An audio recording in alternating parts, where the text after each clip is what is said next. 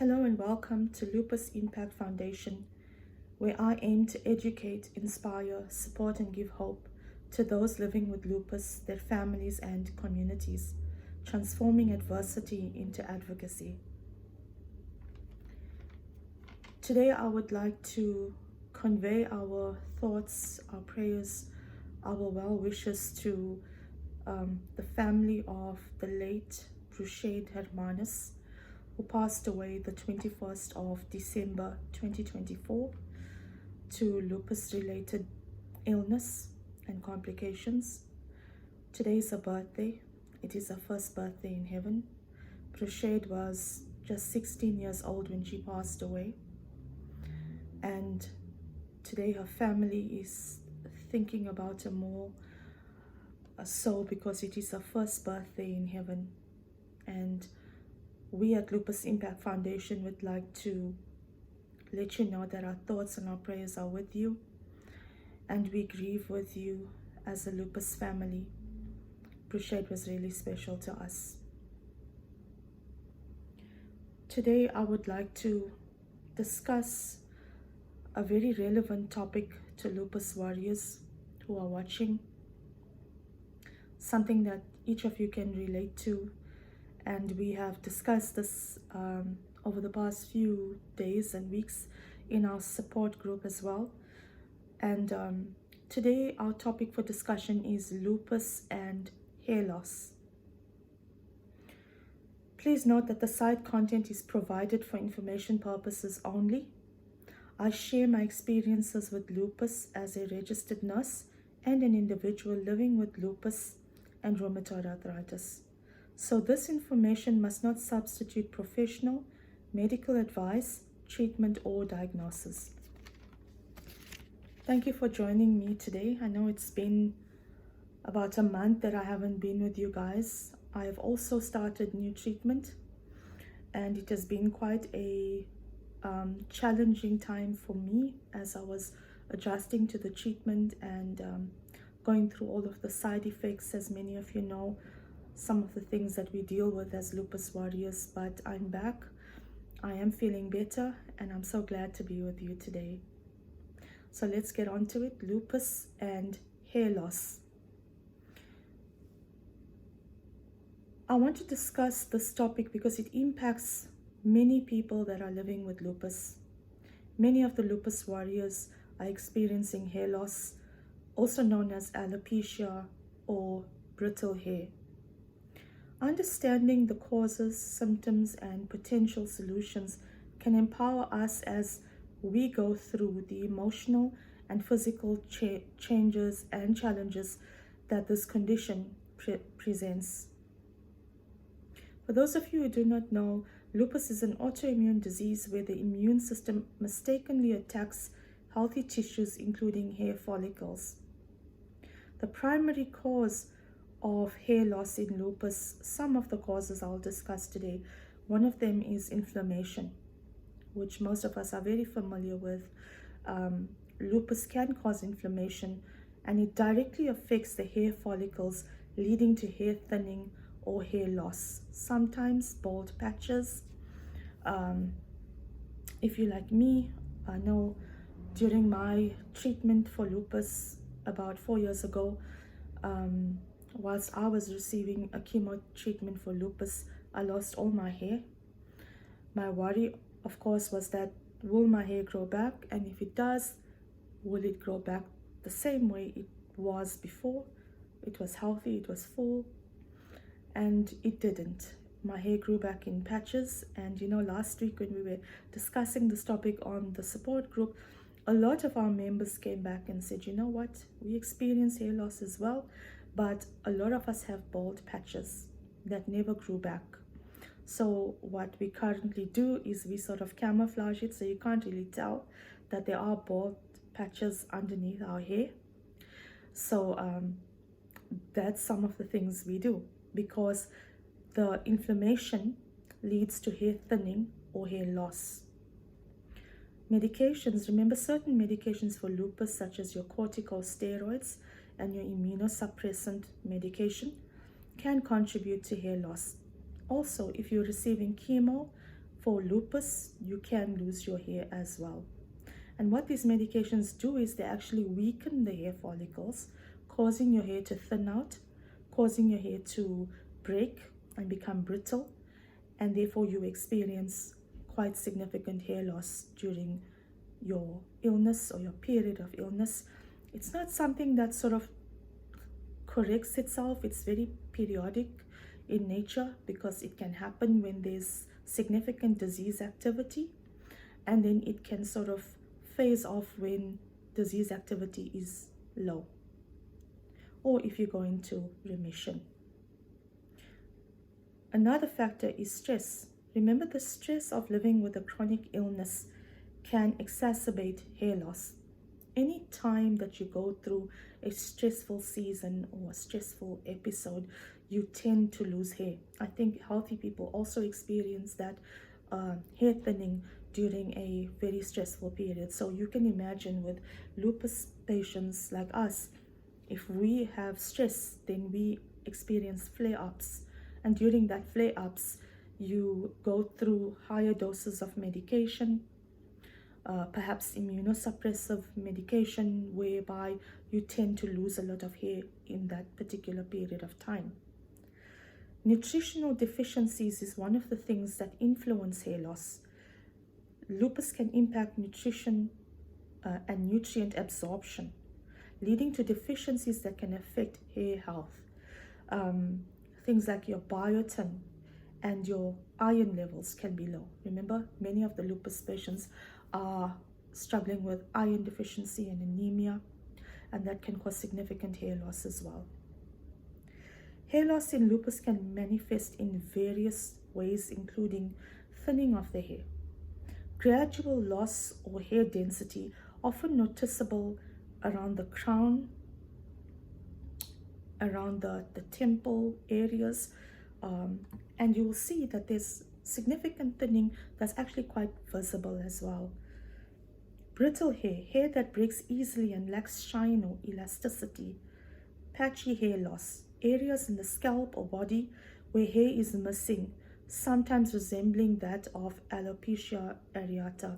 You may have heard of alopecia, where you experience significant balding, where it is not something that you can miss or ignore. It is quite visible.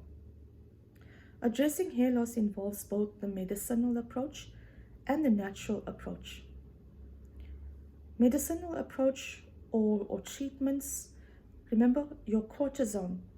These can reduce inflammation in the body, but it can also cause your hair follicles to weaken, thus causing significant hair loss. Treatments like minoxidil, often used to stimulate hair growth and improve hair thickness. Remember, you can only take this medication on the advice of your healthcare professional, because, as I often say, lupus is very individualized. What I mean when I say that is no two people struggle the same way, and no two solutions can impact people the same way. So if you're struggling with lupus and you take the same medication or treatment that somebody else is taking, it does not mean that you're going to experience the same solution or the same breakthrough that they're experiencing, because it's very individualized. So what you need to do is, when you go to your healthcare professional, you speak to your doctor that's treating you on whether your treatment that you are receiving will allow you to take such treatments that can enhance hair growth. I know recently when I was at my doctor, I think toward the end of last year, and I said to her, I'm experiencing hair thinning again. You know, I can significantly see that my hair is falling out. What do I do? And she advised that I increase my folic acid to 2 a day. So perhaps that's something that you can pose to your healthcare provider as well, and see if that it will be suitable or helpful to you. Then there's shampoos that you can use. Remember, sulfate-free shampoos are really good.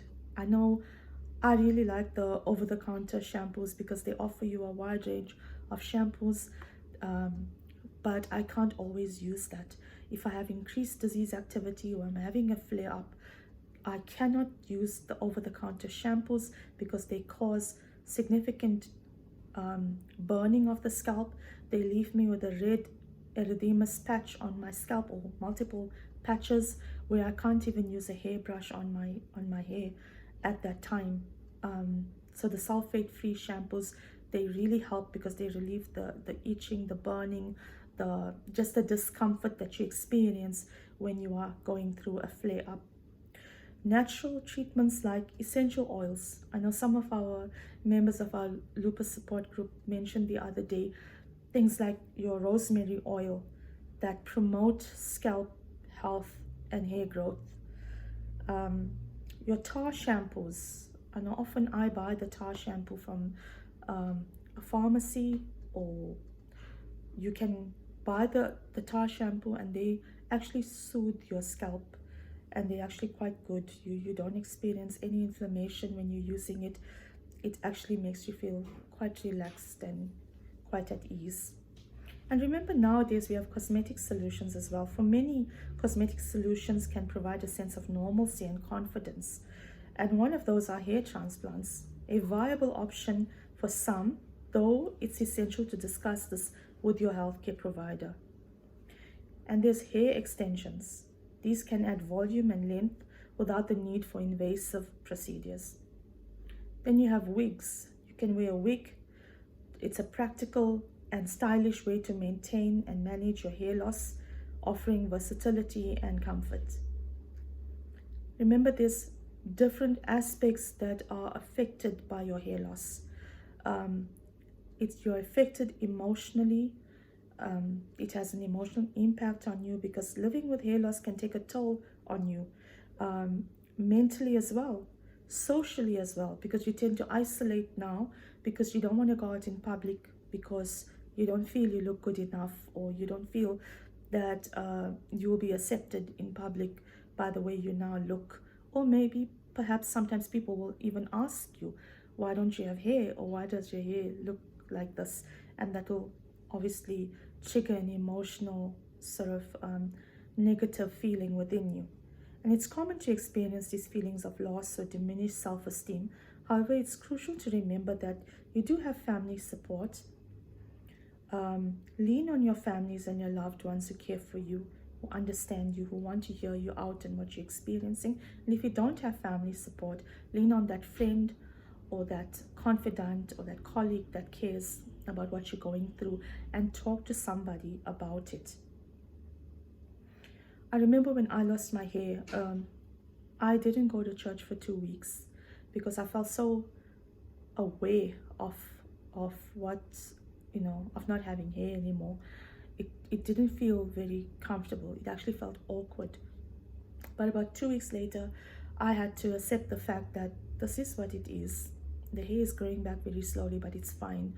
And I know it was winter when my hair fell off, and that was July of 2021, and I could wear a beanie and go to church. And when I got to church, I realized there's many people wearing beanies. No one even notices that there's something going on with me. So, it is important to remind ourselves that while lupus may affect our physical appearance, it does not define who we are.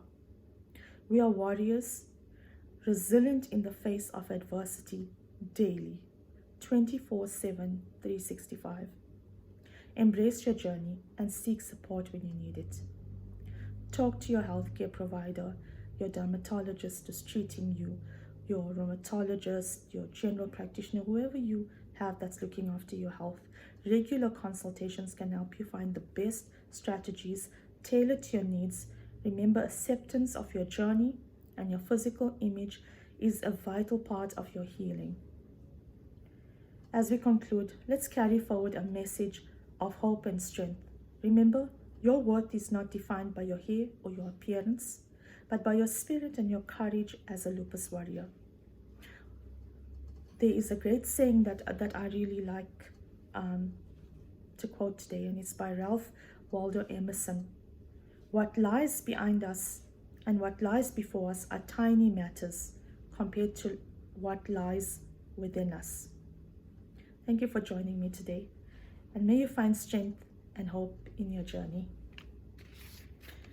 You may follow us on our website at www.lupusimpactfoundation.com. You may order my book, The Show Must Go on the website as well. Thank you to those of you who are still ordering the book, still giving me feedback on how it's impacting your life and helping you to make sure that life goes on and that you live beyond lupus. Please like, subscribe, comment, and share this video, and together we can make lupus known. Remember to follow us on our Facebook page, TikTok, Instagram, LinkedIn, and our website, and send through your suggestions for content on our email, hello@lupusimpactfoundation.com. Until next time, guys, take care. Love you.